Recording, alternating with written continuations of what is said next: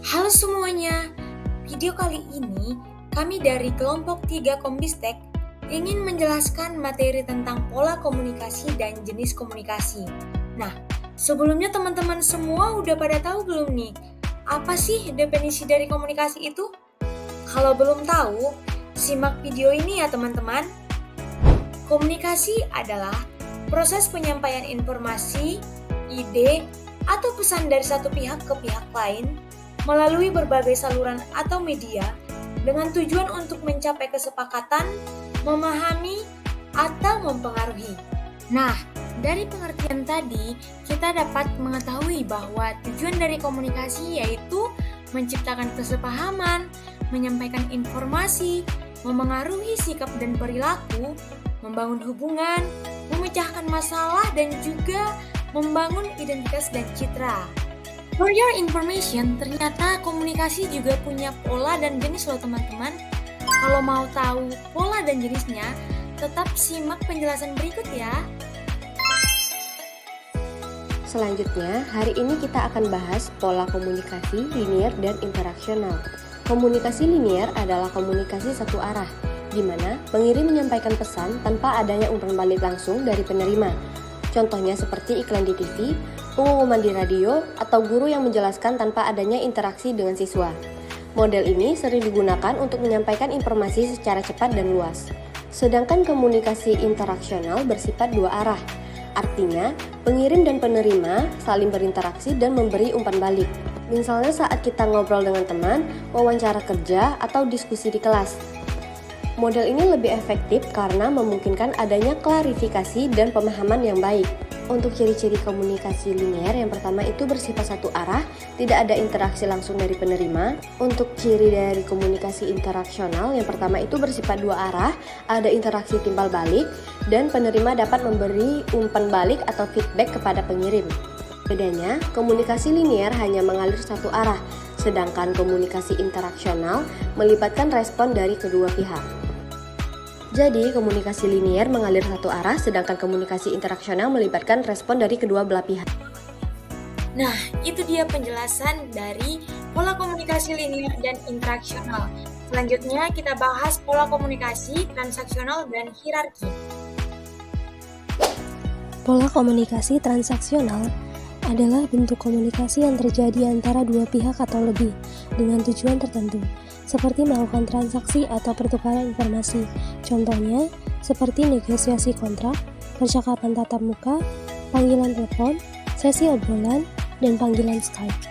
Karakteristik dari komunikasi transaksional adalah lebih informal, interaktif, dan fokus pada tujuan spesifik.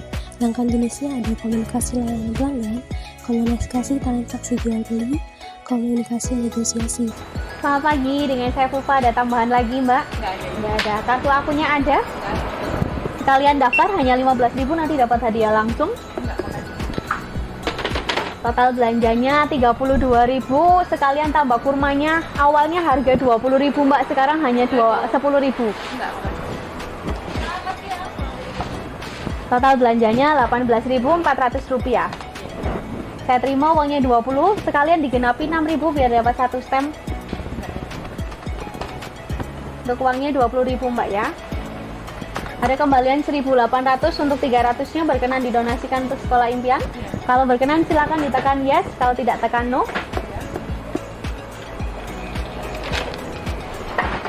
Ini struk sama kembaliannya.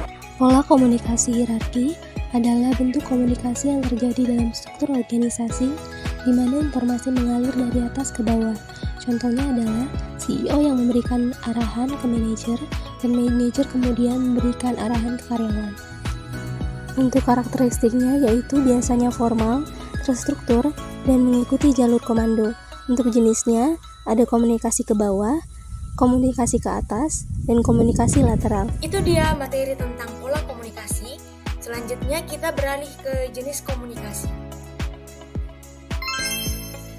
Selanjutnya membahas jenis komunikasi. Yang pertama, komunikasi verbal. Komunikasi verbal adalah bentuk komunikasi yang menggunakan kata-kata, baik secara lisan maupun tulisan, untuk menyampaikan pesan dari satu pihak ke pihak lain.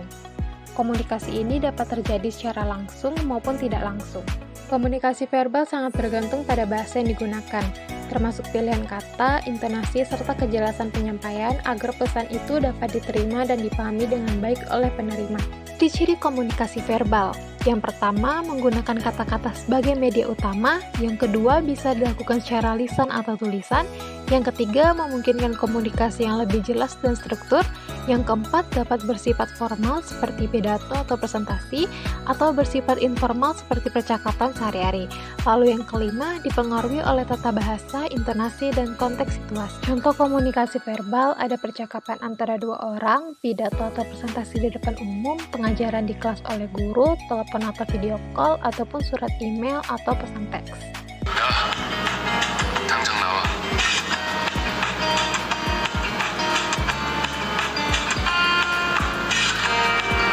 뭐가 그렇게 좋아?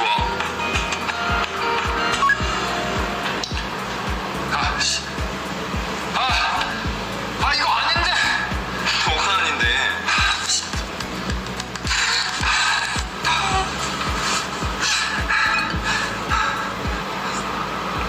나 학원이야.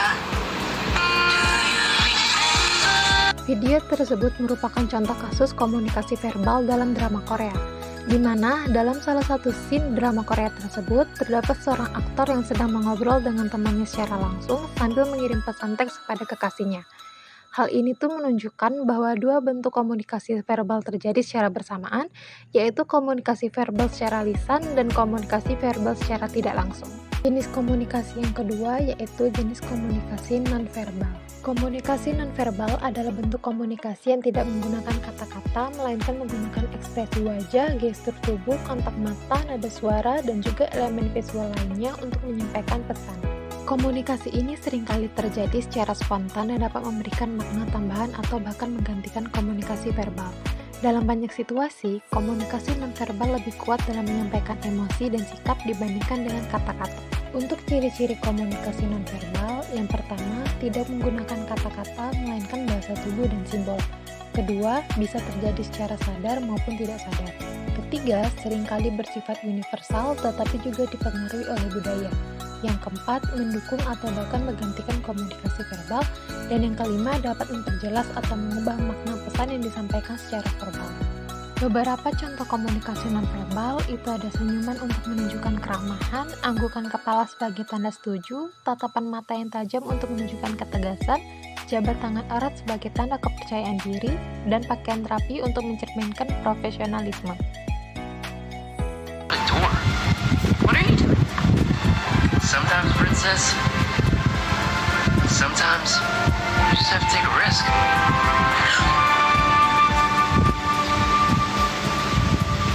What just happened? That's where we'll be. A thrilling chase. A wondrous the land. Oh, okay. But hey, do you mind if I could just stretch it out over here? Do you mind? Are you asking? Video tersebut merupakan salah satu contoh komunikasi nonverbal yang kuat yang dapat membantu menyampaikan emosi dan makna tanpa menggunakan kata-kata. Di dalam film Disney Aladdin, Jasmine terkejut ketika Aladdin menunjukkan karpet terbangnya. Dengan matanya membesar, alisnya terangkat, dan mulutnya sedikit terbuka, merupakan reaksi nonverbal ini menggambarkan keterkejutannya sekaligus ketertarikan terhadap sesuatu yang baru dan ajaib. Video tersebut juga ada scene di mana Aladdin pertama kali bertemu dengan jin yang keluar dari lampu ajaib, di mana ekspresi Aladdin di video tersebut terlihat bingung dan sedikit takut. Dua scene ini menunjukkan bagaimana komunikasi nonverbal seperti ekspresi wajah, gestur tubuh, dan reaksi spontan itu dapat menjadi alat yang kuat dalam menyampaikan emosi. Komunikasi interpersonal adalah proses pertukaran informasi, ide, dan perasaan antara dua orang atau lebih secara langsung. Komunikasi ini dapat dilakukan secara verbal maupun nonverbal. Ada beberapa elemen utama dalam komunikasi interpersonal, yaitu yang pertama pengirim dan penerima, pihak yang bertukar pesan.